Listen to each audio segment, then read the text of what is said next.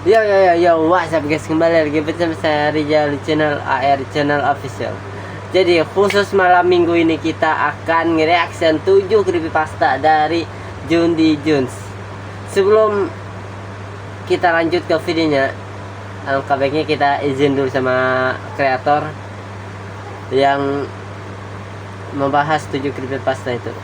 Oke, tanpa basa-basi kita langsung ke videonya. Let's go.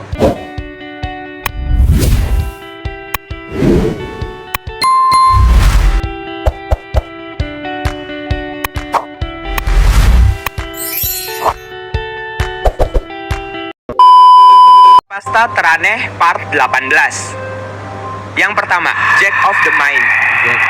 Ada orang bernama Kevin dan Samuel yang bermain Minecraft di server Sim. Sim adalah server SMP buatan orang luar yang isinya orang-orang random. Tapi waktu itu ketika Kevin dan Samuel join, di sana sedang kosong, gak ada siapapun. Jadi Kevin dan Samuel bisa bebas bermain dan mencuri barang-barang milik player lain. Karena sudah full armor, jadi mereka memutuskan langsung pergi mining. Saat sedang mencari cave-cave yang luas, mereka nggak sengaja melihat lubang cave yang agak berbeda dari biasanya. Mereka menghampiri tempat itu dan ada tulisan tambang batu dan kayu. Mereka menelusuri lebih dalam cave itu dan menemukan sebuah tempat eksperimen yang penuh dengan warna merah darah. Mereka di situ menebak kemungkinan besar pemilik tempat itu adalah psikopat yang suka dengan darah. Di dalam cave itu mereka juga menemukan banyak sekali iron yang sangat menggiurkan. Tapi ketika mereka sedang di dalam cave, tiba-tiba saja ada chat dari seseorang bernama Jack yang berkata, "Kalian selanjutnya." Kemudian selang beberapa detik, sekilas muncul karakter berbadan merah darah yang langsung menghilang. Dan ketika mereka keluar dari tempat cave mereka dikejutkan dengan kebakaran yang terjadi di rumah awal tadi. Saat mereka menghampirinya, ternyata yang hancur bukan hanya rumah, tetapi hiasan pedang di server itu juga hancur. Karena mereka takut disalahkan oleh pemilik server karena insiden ini, jadi mereka ingin menghampiri Jack untuk menyuruhnya membangun kembali apa yang telah ia hancurkan. Kemudian mereka ingin kembali lagi ke ruangan eksperimen misterius tadi, tapi dibuat kaget dengan chat dari Jack yang menyuruh mereka mundur dan kembali. Karena Kevin dan Samuel pemberani, jadi mereka tetap melanjutkan perjalanan mereka.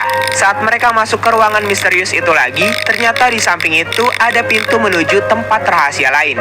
Namun sayangnya saat Samuel masuk duluan, dirinya langsung terbunuh dengan sekali pukulan, yang menandakan bahwa si Jack adalah griever sekaligus cheater. Karena Kevin takut akunnya kenapa-napa, jadi ia memutuskan untuk disconnect saja dari server tersebut. Setelah bermain, Kevin mencoba menghubungi Samuel lewat Discord, tapi nggak ada balasan sedikit pun. Dan besoknya Samuel dinyatakan hilang di kamarnya dengan jendela kamarnya banyak yang pecah. Dan ada sebuah botol darah yang ditaruh di atas mejanya beserta secari kertas di bawah botol itu yang bertuliskan, "Sudah kubilang untuk mundur dan kembali." Yang kedua, Dead Golem. Ada dua orang sahabat, Jimmy dan Kai, yang bermain di server Skycraft. Tetapi mereka bukan bermain minigamesnya, melainkan hanya bermain survival biasa. Saat awal-awal main, mereka sangat hoki, karena langsung menemukan keberadaan diamond. Di situ juga ada villager yang menawarkan banyak barang sebagai trade-nya yang dapat memudahkan survival mereka berdua. Setelah melihat-lihat sekeliling selama beberapa menit, mereka memutuskan untuk memulai survival. Di sana mereka membetulkan rumah pohon server itu dan membuatnya sebagai markas mereka berdua. Karena mereka membutuhkan diamond, jadi Jimmy harus menyeberang ke pulau lain untuk mengambilnya. Mereka melihat ada apa di pulau itu dan mengetahui bahwa di dalam danau itu terdapat sebuah spawner untuk Guardian. Di situ mereka nggak panik karena mereka hanya bermain di peaceful untuk mencoba-coba map saja. Di situ mereka juga membenarkan jalan menuju portal Nether untuk menjelajahi map Skycraft lebih jauh lagi. Kemudian mereka masuk ke dalam portal itu, dan ternyata Nether di server itu sangat berbeda dari biasanya, karena di situ malah seperti Mushroom Island dengan tower tinggi pengintai. Mereka mencoba masuk ke dalam tower itu, menaikinya hingga di ketinggian paling atas, dan bertemu dengan sebuah golem. Di situ juga terdapat chest berisi dead ingot atau batang logam kematian. Mungkin itu adalah pesan dari golem itu. Dan kalau dilihat-lihat, magma block di atasnya juga tidak seperti magma block biasanya, karena terlihat lebih hitam. Jadi mereka mengira mungkin maksud dari tetes-tetes lava berjatuhan yang dibuat pembuat map itu adalah darah-darah yang berjatuhan. Karena mereka merasa suasana di sana semakin creepy, jadi mereka bergegas untuk pulang saja. Saat mereka sampai ke Overworld, dunia mereka sudah malam dan ada golem tadi yang mencoba menghalangi jalan pulang mereka. Di situ temannya, Kai, mencoba mendekati dan ternyata golem itu tidak menyerangnya sedikit pun. Jadinya Kai melanjutkan perjalanannya ke pulau seberang, tapi seketika golem itu mendekatinya dan langsung mengejar-ngejarnya. Dan akhirnya temannya mati. Untungnya Kai bisa respawn lagi dan dihampiri oleh Jimmy. Namun anehnya, si Kai nggak bergerak dan nggak melakukan apapun. Selang beberapa detik, si Kai pun menghilang secara tiba-tiba.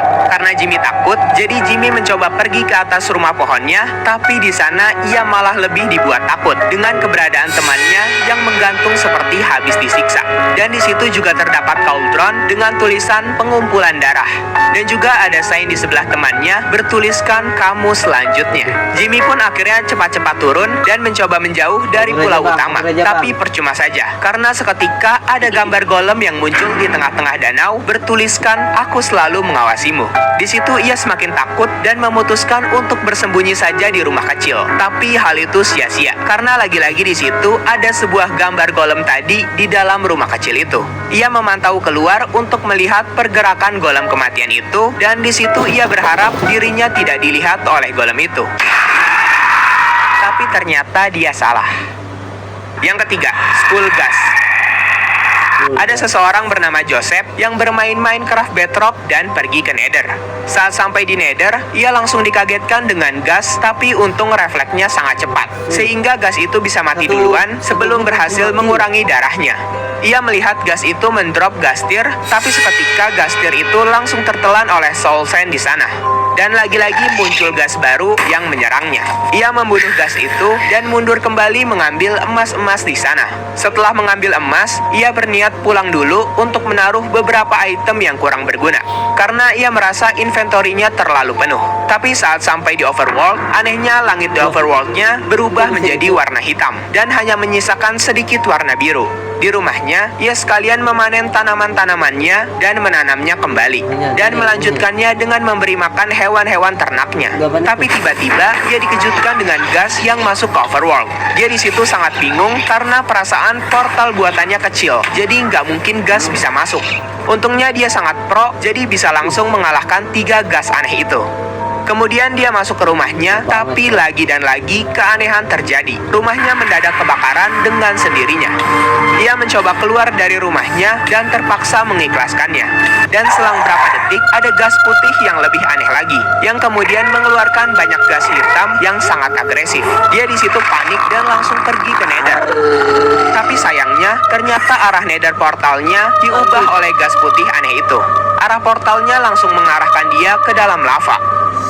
Di situ ia menebak hal itu terjadi kemungkinan karena gas tir yang tadi diserap oleh Soul Sand malah berubah menjadi gas yang penuh dengan dendam kepada dirinya.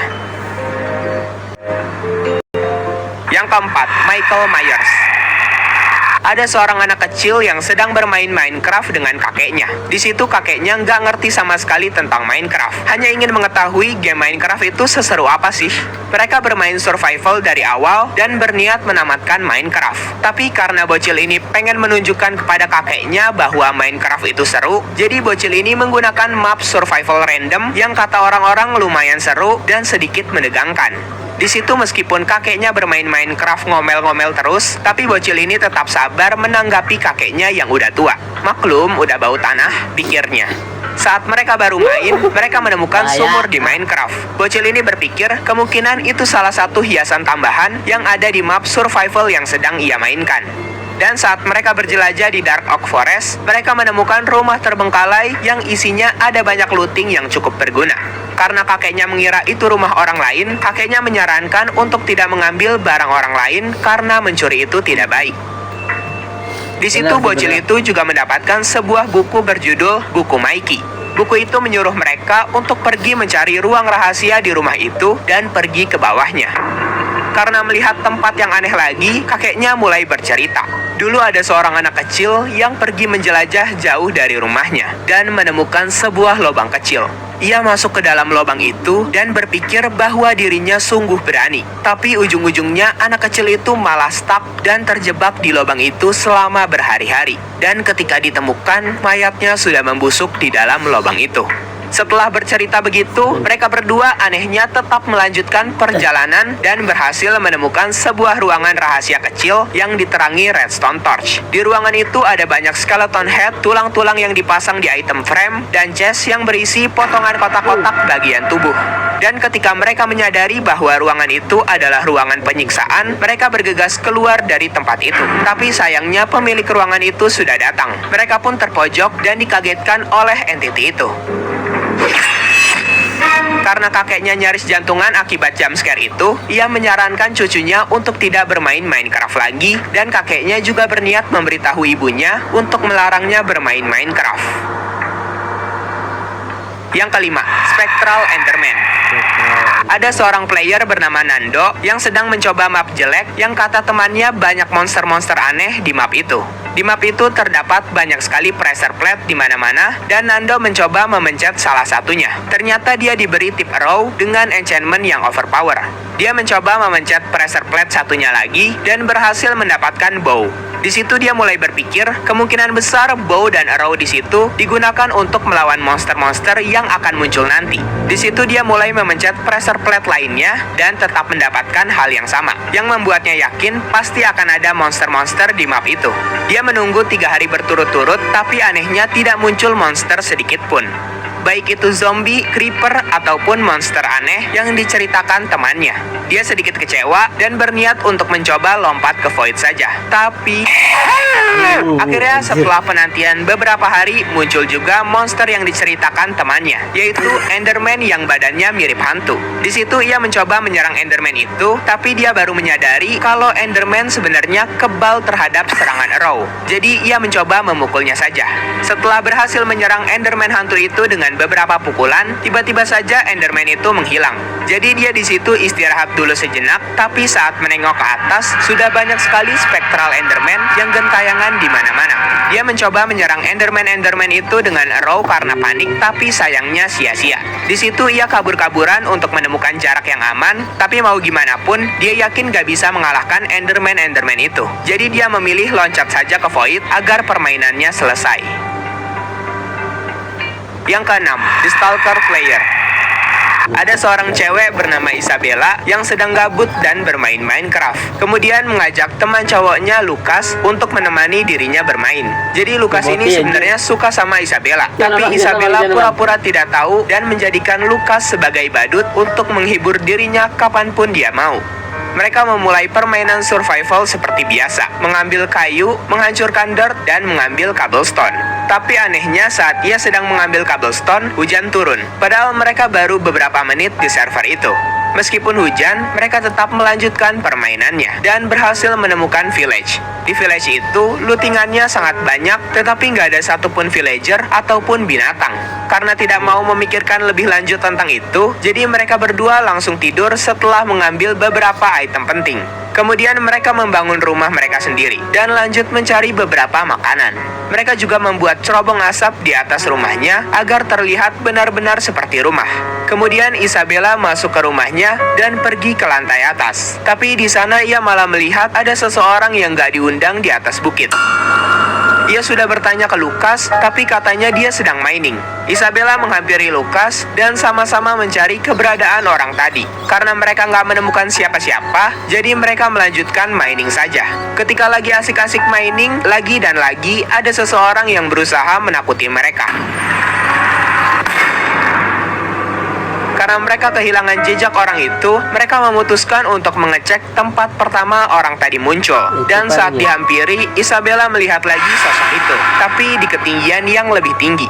Mereka menghampiri orang itu, tapi orang itu sudah menghilang kembali. Tapi setidaknya mereka sekarang berhasil menemukan petunjuk baru. Karena mereka penasaran, jadi mereka nekat untuk terjun menelusuri tempat aneh itu. Mereka menelusuri lebih dalam labirin itu, tapi kosong, tidak menemukan apapun. Sampai mereka berhasil menemukan sebuah pintu. Di dalam sana terdapat sebuah tempat dengan gold block, netherrack, dan api. Hampir sama seperti tempat pembangkitan Herobrine yang dipercaya banyak orang. Di situ juga terdapat sebuah tulisan berartikan dia akan bangkit. Hah? Dia siapa? Pikir Isabella. Isabella mencoba menjauh dari tempat itu untuk mencari temannya, tapi malah muncul orang itu lagi. Untungnya ia berhasil bertemu dengan Lukas, sehingga keberaniannya muncul kembali dan mencoba mendekati tempat mencurigakan itu lagi. Namun ketika mereka sedang lompat-lompat dan bingung tentang pondasi itu, tiba-tiba si Lukas mati tanpa sebab. Alasan kematiannya pun sangat gak jelas. Tapi kemudian muncul seseorang di balik pondasi itu dan mulai mengejar dirinya. Untungnya Isabella punya refleks yang cepat dan berhasil menjauh. Anjir, kaget nih. Yang ketujuh, Santa Claus. Ada 3 sejoli yang sedang main rumah-rumahan menggunakan mod anak kecil dan sengaja membuat rumah mereka seperti suasana ketika Natal. Mereka menghias rumah mereka semaksimal mungkin, berharap rumah mereka dihampiri oleh Santa Claus. Di situ mereka bermain rumah-rumahan layaknya seperti keluarga sungguhan. Dengan peran anak-anak yang bandel banget, berani masukin saudaranya ke dalam api dan bercanda hal lain. Dan peran ayah sebagai pelurus mereka berdua. Peran ayah di situ dimainkan oleh Josh dan 2 anak kecil yang diperankan Theo dan Ben. Karena mereka sangat bandel, ayahnya menyuruh mereka pergi ke kasur dan merenungkan hal yang telah mereka lakukan. Kemudian ayahnya pergi ke atas sebentar, mengecek keadaan kamarnya apakah baik-baik saja. Setelah beres, dia kembali turun untuk mengecek keadaan 2 anak bandelnya itu. Dan ternyata mereka berdua berulah lagi dengan mengambil permen dan memakan banyak permen yang ada di meja makan. Karena kesal, di situ ayahnya menyuruh mereka berdua ke kasur untuk tidur dan jangan berkeliaran lagi. Kemudian dirinya juga pergi ke kasurnya di lantai atas, tetapi ketika dirinya membuka pintu teras atas, dirinya melihat ada orang yang seperti menggunakan baju merah mirip Santa di kejauhan. Ayahnya mendekati tempat ia melihat orang itu, dan ternyata benar. Di situ ia bertemu Santa Claus. Santa Claus itu langsung pergi menjauh sambil meninggalkan beberapa tulisan. Tulisannya berartikan, aku akan mengunjungi anak-anakmu malam ini, dan itu akan menjadi pengalaman spesial bagi mereka. Di situ ayahnya dan 2 anaknya nggak curiga sedikit pun dengan Santa itu, karena mereka menebak siapa tahu Mojang beneran menambahkan Santa saat 25 Desember, dan sengaja nggak memberitahu siapapun, karena hanya segelintir orang saja yang servernya dikunjungi Santa Claus di Minecraft. Kemudian selang berapa menit, mereka mendengar ada suara bel-bel dari atas rumah mereka.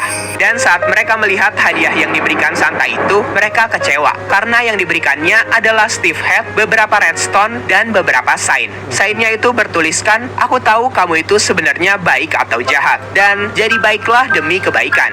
Dan saat mereka mau masuk ke dalam rumah, tiba-tiba saja Santa itu datang lagi. Tapi kali ini dengan muka menyeramkan, tidak seperti sebelumnya. Di situ mereka bertiga terpojok, dan kalau diperhatikan namanya berubah. Yang sebelumnya namanya Santa Claus, sekarang menjadi Santa Claus, atau artinya cakaran Santa.